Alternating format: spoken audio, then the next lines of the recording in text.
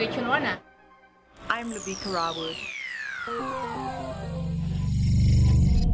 For more information on the work that we do and how you can help us to help others, please visit our website www.secondchances.org.za. In Junior Achievement South Africa, its focus is really to expose youngsters within high school and out of school to entrepreneurial thinking, and ours is focused at high school from grade 10 to 12. I'm very big on youth empowerment and making a difference and touching lives and impacting the lives of our young people. That's practically what I do with my foundation as well, and ever since I was crowned as Miss SA. The goal of the magazine is to basically share information that will be able to assist small business owners. You're listening to The Social Show with Viwe Chilwana And Labika Rawood, live on brandlive.co.za. Good morning, everyone. I know it said Labika and Viwe, but sadly Labika has left us. So you are just listening to Viwe today, and I hope you had a great weekend. I hope you're ready for the week. It's going to be a beautiful one. And let's start off with the news. The annual South African Institute of Environmental Health Conference was hosted last week for the first time in the Western Cape. Now, the city of Cape Town has committed to working with the Institute to explore ways to assist environmental health practitioners and improve health safety. The conference also deliberated on a number of challenges facing the profession, including the ratio of environmental health practitioners relative to the size of the population, the slow devolution of municipal health service from provincial health departments to municipalities, and the placement of community services, environmental health practitioners, and whether municipalities are prioritizing equitable share from the National Treasury in addressing the limited resources for environmental health. In other news, the National Nali Bali Reading for Enjoyment campaign is preparing to shatter its 2016 record and read aloud to at least 500,000 children across South Africa this World Read Aloud Day, which is going to be Thursday, the 16th of February. The campaign, along with pledging partners, include the Department of Basic Education, the Department of Social Development, Lima, Liasa, Rotary, Volkswagen South Africa, the Bookery, Zizise Ingwavuma Educational Trust, also aims to raise awareness among adults and caregivers of the pivotal role of reading aloud in children's literacy development by issuing a brand new story and calling on its friends and partners and members of the public to join them in reading out aloud to children on the same day. Now, this year, Nali Bali has commissioned award-winning children's author Nikki Daly to write its special World Read Aloud Day story titled The Best Sound in the World.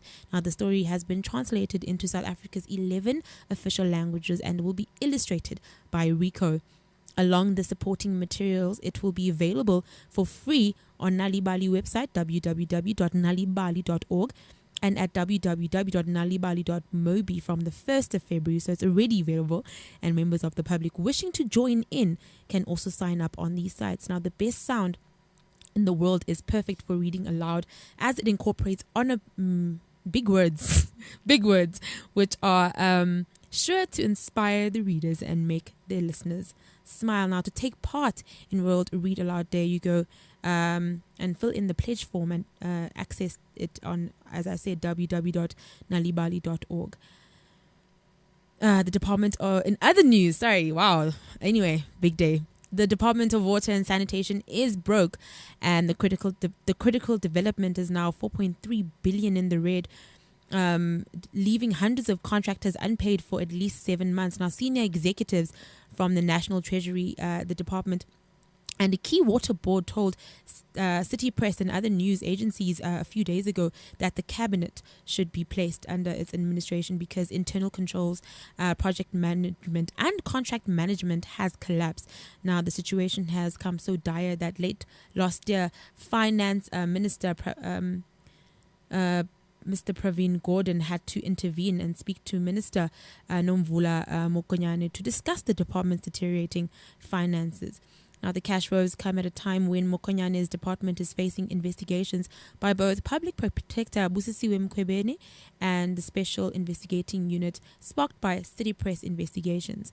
Mkhwebane, who has confirmed her probe a few days ago, will investigate the 26 billion Lesotho Highlands water project. And Mkhwebane and the SIU are investigating tender and other irregularities in the controversial Giyani emergency project, the cost of which has already ballooned from 500 million to over 5 billion. And that is our news wrap up for the day. Have you ever thought about the power of social media? Social media has the power to make your business grow. Grow! Yeah. Why don't you let us manage your social media? Because our business is to see your business grow. Visit us at www.bstownmedia.co.za. All right, you are back on the social show with myself, Viwe. I have no co-host, and I must say I'm so lonely. I'm so lonely in the studio, but it's okay. It's okay. Well, let's just try and do this thing solo, why don't we? Yeah.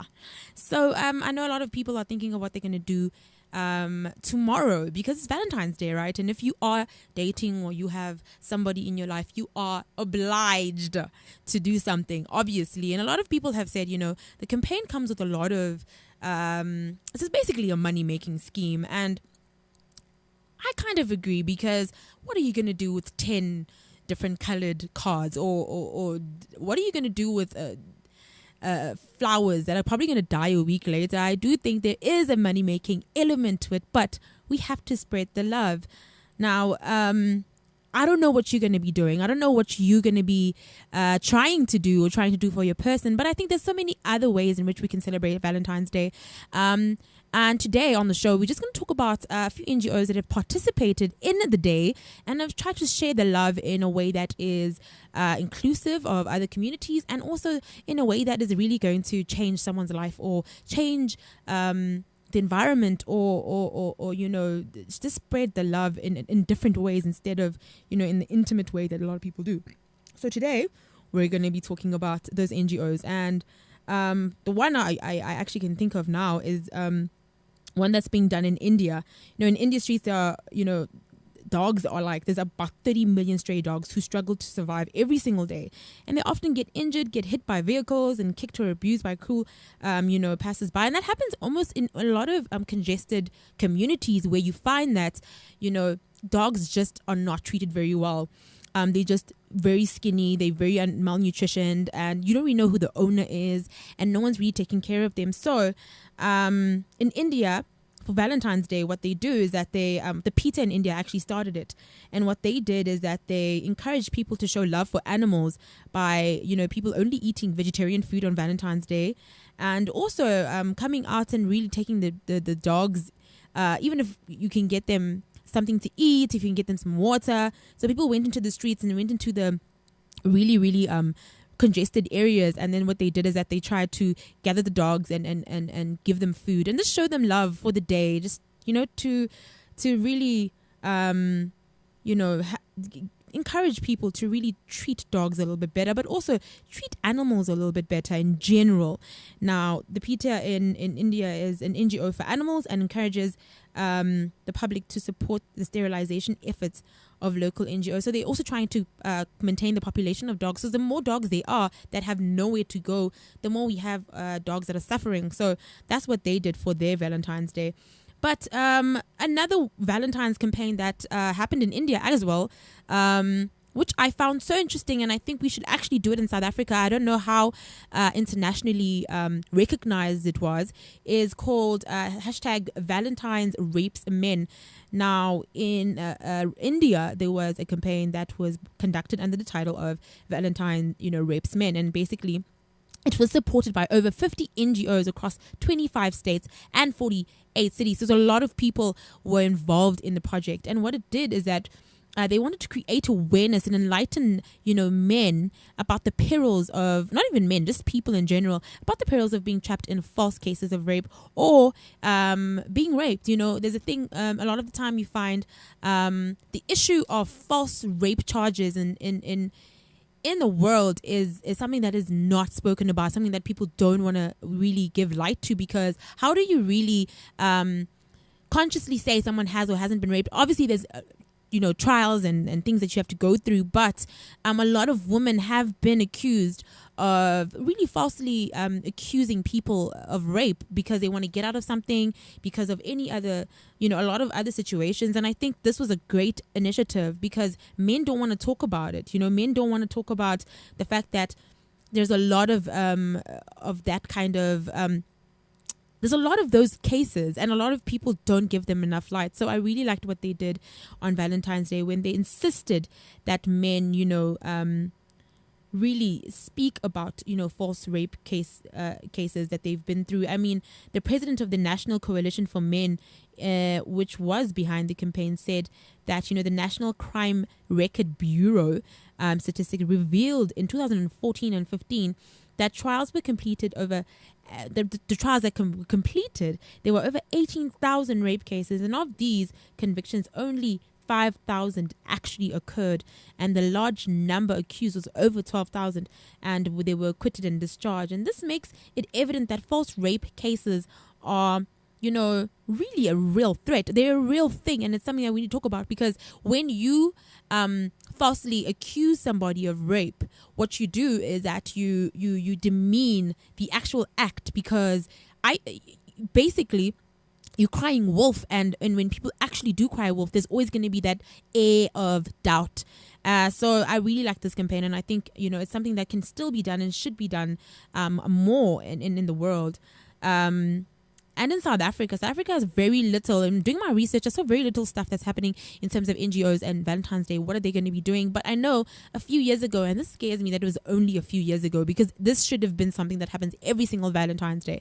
But South Africa's one of South Africa's largest HIV and AIDS prevention programs for young people, which was Love Life, no longer, I can't say that they are the same anymore. They can't be the same. They're not as big as they used to be. They are going through quite a lot. And in fact, I am sort of talking to a few people there just to see what are their plans for the year. What are they really doing? But anyway, a few years ago, I think it was maybe 10 years ago, they had a really great Valentine's Day project. And what they did is that they had this really simple message, which was called Love Yourself This Valentine, Be Your Own Valentine. So it was a campaign about self-love and really getting people to take control of their sexualities, to be safe and to be responsible for themselves. Because a lot of the time, people just let things happen to them because they don't have a really high self-worth.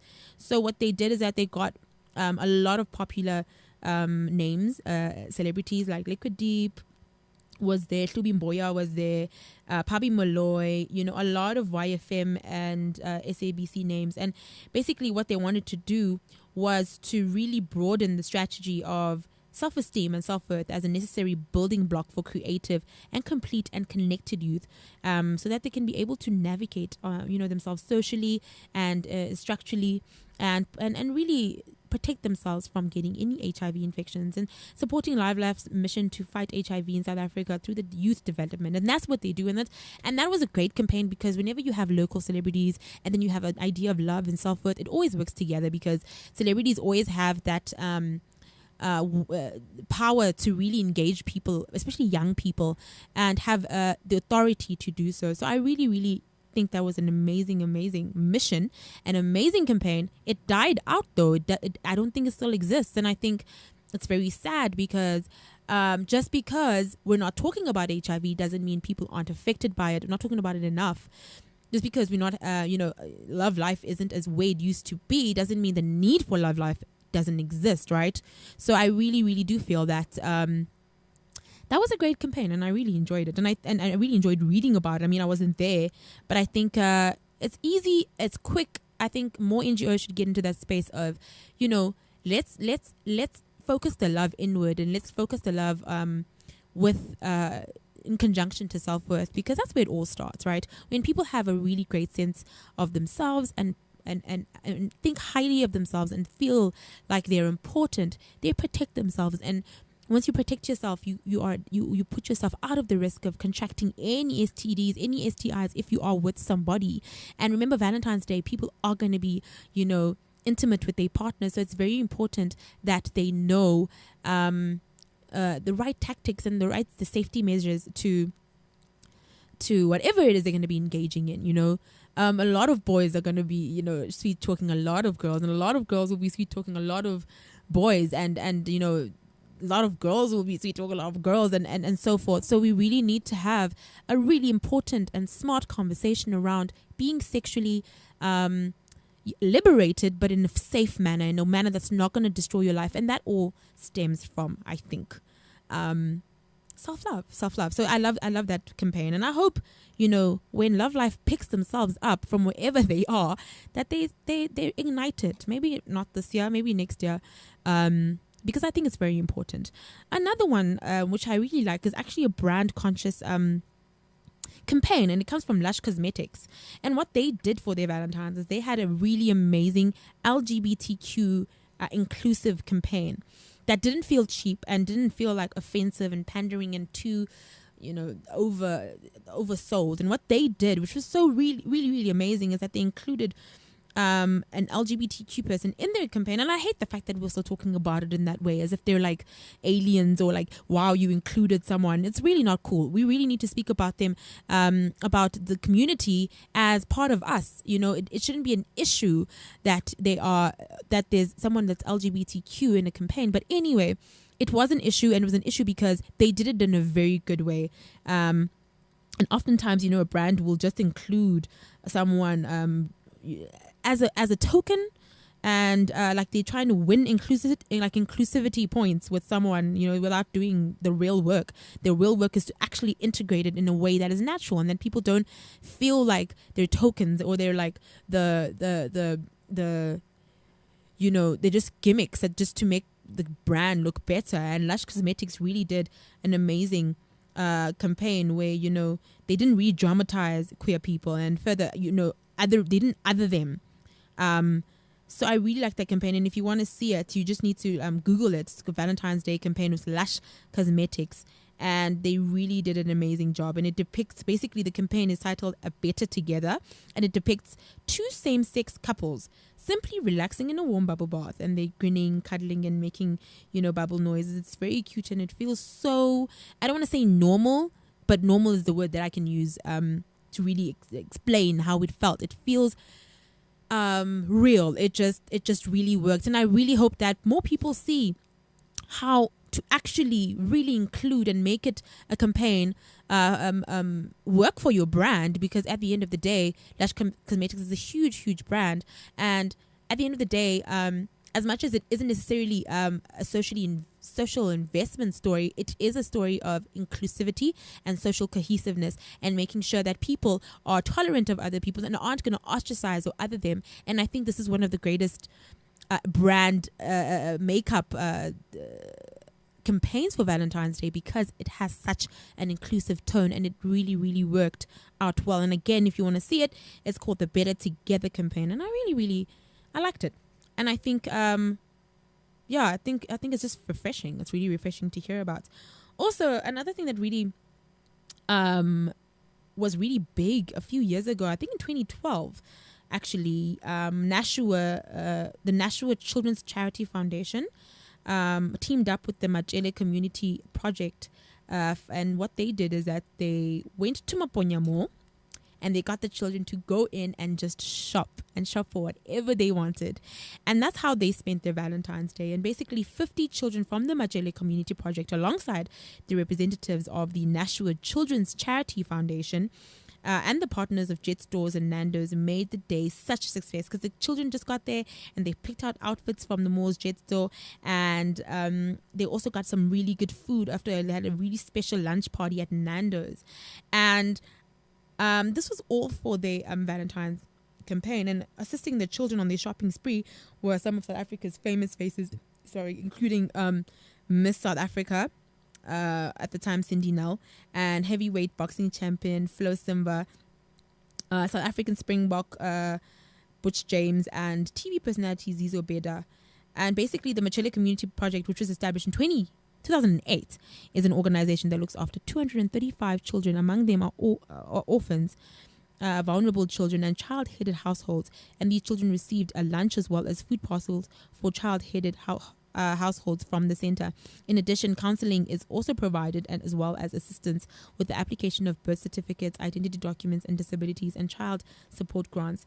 And the organization also educates the local community about the dangers of contracting HIV and AIDS and TB, and creates awareness about children's rights. Now, throughout the year, Nashua Children's Foundation treats its 32 charities to a variety of activities, including regular grocery and clothing shop outings and treats and building projects and additions and alterations to existing homes, education items, as well as regular visits to charities themselves. And that's one of the biggest things. And look, there's a lot of things you could be doing on Valentine's Day, and I like this campaign, but I think I just don't like it when it's once off. I think Valentine's Day is every single year, and a lot of companies, a lot of CSI projects, and a lot of NGOs are failing to really, like every other holiday, really merge the day of love with something that can be annual, something that can grow, something that can be really big, and really just spread the love to animals, to underprivileged kids, to communities that are ostracized. There are so many ways in which we can really make the question of love, the idea of love on this one day, something that's universal, something that is gonna really impact people's lives, and something that is just takes nothing out of your day, just your time. And I think more couples, if you can just see more couples doing stuff to do good, that's where the love is. The love isn't, it isn't just constricted to you loving that one person, or you being with the person that you love, whoever they are. Love is so much bigger than that. And if we can really grow that idea on Valentine's Day, instead of let me get her flowers, let me go to a romantic, there's so much money, and it's so wasteful. So I think the money can be redirected. And if corporates and NGOs sort of see that gap and they really get into it, they could make, people buying whatever it is that they're buying for their loved ones really work for the community at large. And I think when you think of Nashua doing what they did, when you think of what Love Life did 12 years ago, and you think of the Valentine's Rapes Men campaign, which I think is absolutely amazing. When you think of PETA and what they do for animals, I think there's so many ways in which the love topic can be used within the NGO space to be really constructive and really, really life-changing, because love is beautiful, and love is the driving force, I think, for any NGO, for any social investment story. You have to be passionate about community upliftment, skills, upskilling people, making sure kids are safe. Everything falls under the umbrella of love, and that's what I think Valentine's Day should be for you. So if you don't know what you're doing for Valentine's Day, go volunteer, go to a pet store, go to a pet shelter, go to your nearest foundation in your area, volunteer your time on forgood.co.za, do something with your loved one that's going to really change the way you guys see the world, and also just change the way you understand love. Love is about making sure that you're not just in love by yourself, that it exudes from you and other people get the same sort of feeling. So love is about being shared, I think. And if more NGOs and more corporate social investment strategies really used the day of Valentine's to really push a strong give back to the community campaign, I think it would really work well, because a lot of people are tired of buying roses, are tired of buying chocolates. What they want to do is just, imagine you could buy, or not even buy, just tell your person that, today we're going to paint a school just because, it's Valentine's Day. That's what we're going to do for Valentine's Day. Oh no, today we're going to go and give blood, something so simple on Valentine's Day. So there's a lot of things. And if you have any cool ideas about Valentine's Day and what we can do with NGOs and what we can do alongside the CSI strategies that already exist, tomorrow's the day. Let us know. Let us know what you're going to be doing for Valentine's Day. Let us know who you'd like to support or who you'd like to see more of on Valentine's Day. Love Life unfortunately fell under the cracks, but I'm sure they're not the only one. No Out is a big health service provider for LGBTI, and I wonder what they're going to be doing for Valentine's Day, because you need to really look at the day for what it is. It is a really big day, and it's surrounded by love, and it's all about love. So it's very important that we are safe and that we try and make other people around us feel safe as well. So if you want to let us know what it is that you are doing for Valentine's Day, please drop us any kind of message on our social mediums, on Facebook, at socialtv.co.za.